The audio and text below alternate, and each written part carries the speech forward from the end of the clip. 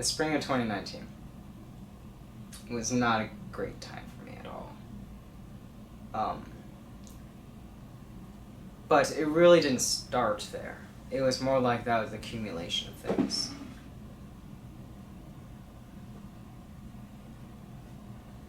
It was like,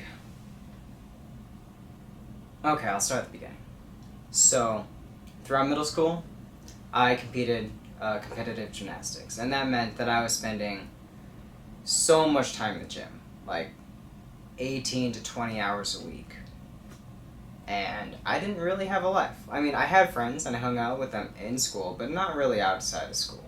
And I really didn't do much besides wake up, go to school, get home, go to gym, get home by 10, get homework done by 1, go to sleep. And at the time, life wasn't bad, honestly. Especially throughout middle school. Those were some pretty happy times. Because I was proud of myself. Because I was not only doing a sport that I loved, but also doing well in school. I was getting straight A's, and it was kind of this idea of like, okay, I can do it all, right? And I was doing it all. Then came freshman year, and I was still doing gymnastics in freshman year, but school was getting much harder. And it got to the point where by the end of freshman year, I was realizing that it was probably time to stop doing gymnastics. And it was the hardest decision in my life, because I loved the sport, but over freshman year, as I got more and more tired and my sleep debt just kept growing, it was kind of just kept building up until this point where I was like, yeah, my gymnastics isn't improving anymore because I'm showing up to gym exhausted. And my school work is getting so much harder, and I'm going to need to spend more time on it. And does that mean really cutting more into sleep? So I made the hard choice. I quit gymnastics because I didn't really think there was any other way to go. And in the beginning, that choice proved out to be very beneficial because I had so much time on my hands that I never used to have, right? I mean, it was summer as well, but it was kind of great. I got my first job as a gymnastics coach because I didn't want to lose my touch with the sport just because I wasn't competing. So I coached gymnastics, and I decided, hey, I'm not doing anything now, so I'll do marching band because that was something I had to not do in freshman year because of gymnastics. So it seemed great, right? And then semester 1 of sophomore year starts up, and in the beginning, it's great, right? But it also turns out that I'm really experiencing my first hard classes now. Like freshman year was preparation, but it wasn't the real deal. And in terms of high school, sophomore year was the beginning for me. So I began to struggle a little bit, and it was strange because to me, I was always like, I'm on top of school. I got this. I've been doing this for ages. I don't have to worry about gym anymore, so I should be in even better shape, right? And you'd think that's the case. But over that semester, I began to realize, shoot, it's just like, I keep actually doing badly? Not, okay, bad is relative, right? But as someone who always got A's in classes, the moment I started getting B's and C's on math tests, and I was barely keeping up with AP Euro, to me that was a sign of like, shoot, what's happening here? What's happening? Because I have all the time in the world now. I should be fine at this. I should be amazing at this, right? But that just wasn't the case. I'd go into every single test feeling super confident, right? Because I felt like I had spent all the time that I usually did, and I was ready to take this test, and every single time I'd walk out of the class at that period, and I know that I had messed it up in some way or another. And I dread the time that we get the test grades back, because I knew for the first time that my grades were not always going to be A's. And it scared the heck out of me, because this is the opposite of what quitting gymnastics was supposed to do. Quitting gymnastics was supposed to give me the time to focus on school, but it seems like it's only making school harder somehow. And that was hard. It was strange when things really just don't go your way. And it was a combination of things, because the classes themselves were difficult, and it proved to me that math is not my strong suit. But that was all of the first semester, right? And my parents recognized it too, and they were like, yeah, you're not spending enough time anymore. You just have all this free time that you're kind of just wasting it now, right? Because you used to be able to handle gymnastics and school at the same time, so you were your time management was great. And now that you don't have that pressure, and you now feel like you have all the time in the world, you spend actually less time, or less, at least, focus than you did when it came to doing schoolwork. And I couldn't help but secretly agree with them, and it was pretty sad.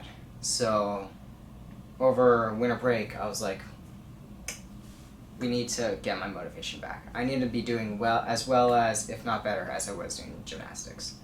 Because this can't go on, right?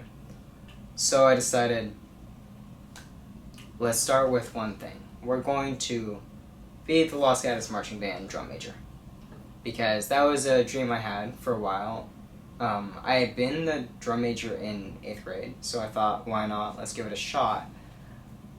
My reasoning was maybe giving myself a title, making myself lead, putting myself in that leadership environment will give me my motivation back to be able to thrive, not just in marching band, but in all aspects of my life. So I submitted my resume, prepared for my audition, and it went horribly. It was kind of just the same thing that kept happening on those tests. I thought I'd prepared everything, and I thought I was ready going in, and the moment I walk out, I know that I had failed. And that destroyed me.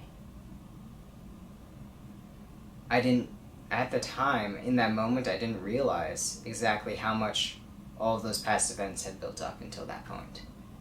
And that was a breaking point for me, because I was like, literally my thought process was only, if you think you're trying the hardest, you can. But then you still don't get the results that you were hoping for, what's the point in trying or doing anything, right? Because I thought I was gonna get it. I was so sure that at the very least I had done all the prep work for that audition. But I wasn't even close. Not because the competition was so much better than me, but simply because I had put myself in such a terrible position from the get-go.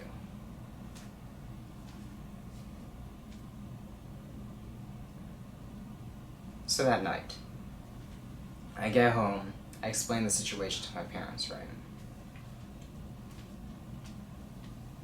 And that begins the roughest night of my life. Because all I can remember is sitting at the dinner table. There's a bowl of ramen in front of me. It's freshly cooked, but I don't even touch it, right? The spoon's there, but I'm not even moving. I'm completely frozen in time, alone with my thoughts. My parents are there. They're at the dinner table. And they keep they're trying to be the best parents they can. They're trying to keep encouraging me and telling me to move on and telling me to focus on other things that are coming up. But the problem was they just didn't quite understand, and it wasn't very helpful at all, because I felt like I was completely useless. I felt like I couldn't accomplish anything.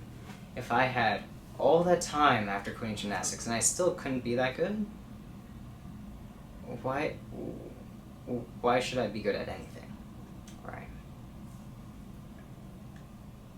And it wasn't helpful at all that my parents were just like, you gotta move on, you can't put yourself in a slump, right? You can't let this moment define you. All those things that you think would be important, but are actually the opposite of what you need.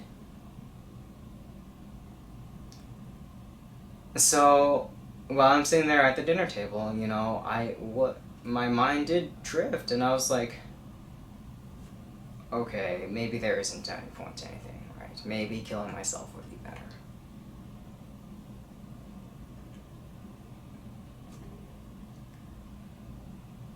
Obviously, I did not do that. As the night waned, my noodles got cold, and I never touched them, and I just went to my bed. But that wasn't the end of that night, because that night, my mom, being a pediatrician, knew some therapists. So my mom called a therapist friend of hers, and she put me on the phone so I could just talk to her. And I explained the whole situation. And I don't remember at all what the advice she gave. And I don't know what specifically was helpful of that night, because that night is such a blur. But I know that it was great. It felt relieving to talk to someone, and I struggled, but I did talk to her, and instead of telling me to move on, right, she helped me understand the situation. And that night I fell asleep, still completely devastated and disappointed with myself, but I did fall asleep. And the following day, my parents realized, okay, let's get this figured out. So they brought me to Teen Therapy Center, and I met my therapist for the first time. And I basically, had to go through the same conversation again. But thankfully, it was the only topic that I really cared about at the time. And I knew it pretty well in the moment, so.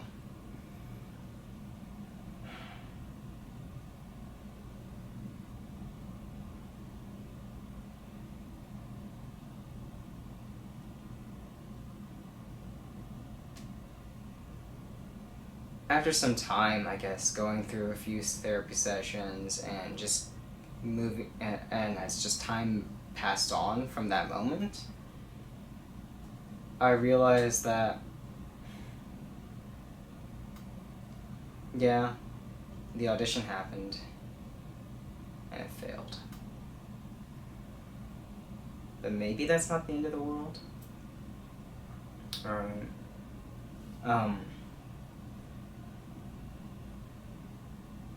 And so I was in kind of this slump until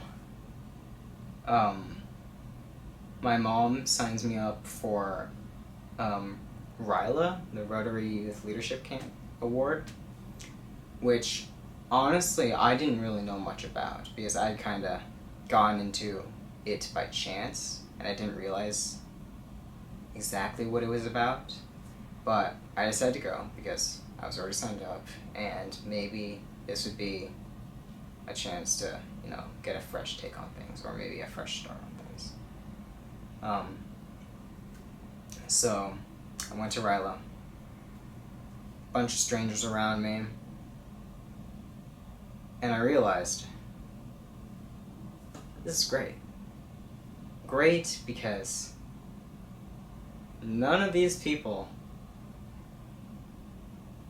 are currently emotionally connected to me. This environment is completely foreign to me, right? And I realized maybe I wasn't actually qualified to be a drum major. I'm probably not, honestly. But that doesn't mean that the drum major position is the only way that I can get across being a leader, right? So, miraculously, somehow, I started running our group chants. I started, talking more and just being the person I kind of always looked up to want to be. That kind of person that's able to bring people together and rally people and make people feel like a team. And that was a great moment. That was an amazing experience. But it all got to a head when, at the end of the week, at the end of Rila, I had to give a speech. I had joined the speech and debate team because I do love giving speeches. And at first, I didn't know what I was going to talk about. Do I even have enough confidence to even stand on a stage and give a speech in the first place, right? Maybe I should just join a debate because, debates are easier to do. But no, something in me said, we gotta do a speech. And at first, I didn't know what I was going to talk about. I was thinking I was going to talk about, Star Wars and the importance of stories, right?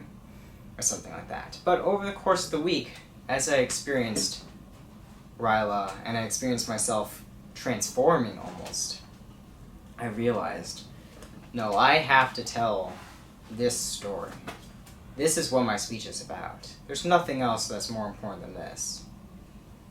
And so, at my speech, I told this story of the drum major experience and of my failures and of how Rila had changed me for the better. And my underlying message was that it was about stories, about the idea that happily ever afters don't exist. There was not one point in your life that you're going to be happy forever after that, right? I thought I was going to be happy forever after quitting gymnastics. Obviously not. I thought I was going to be happy forever after becoming drum major. Well, that didn't happen. And I recognized that I was really happy in the moment at being at Rila. But I knew that that was not going to last forever. Because throughout life, we are always facing experiences, no matter what. We're always going to find a new challenge. We're going to overcome one, and we're going to find a new one. And I realized that life is really just that. It's about the journey of getting through those adversities, because each one molds you into a greater person, and each one gets you closer to being that person that you only could wish you were. And I am certainly not the perfect person that I've always wanted to be right now, but I am definitely closer than I was that night after the drum major audition. Because I just realized what seems so important at the times, right? Given time, you begin to realize that not everything is nearly that important at all. There are moments that are certainly important, like that night is super important to me. But the act of getting or not getting drum major, I realized maybe that's not so important. Because without that, I really couldn't have had the same experience at Rila, not at all. And so, after Rila, I dedicated myself to being a new person, a person that doesn't care about titles or awards or grades, but someone that is willing to accept reality and enjoy life. Because at the end of the day, getting good grades at school is just for getting into college. I mean, the amount of what you learn in a class cannot be summed up in a single grade. Being a drum major, well, turns out that marching band season, I turned out to be able to express my leadership capabilities even without having a title. And I brought about some change there, which I thought was amazing. In terms of gymnastics, I still coach, and I love the sport even more than I did when I was competing, because I found it amazing to pass on the lessons that I had learned. And so at the end of the day, what I really realized was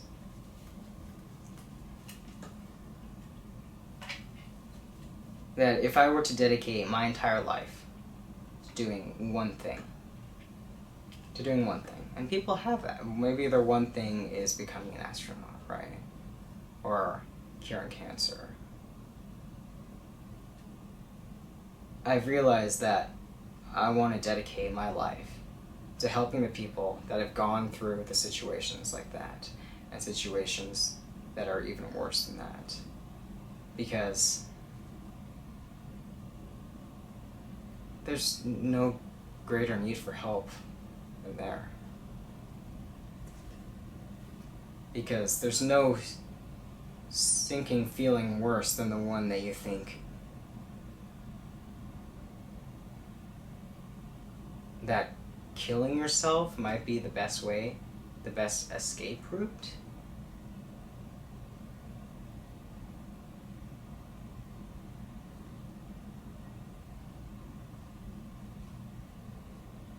So that's my story. And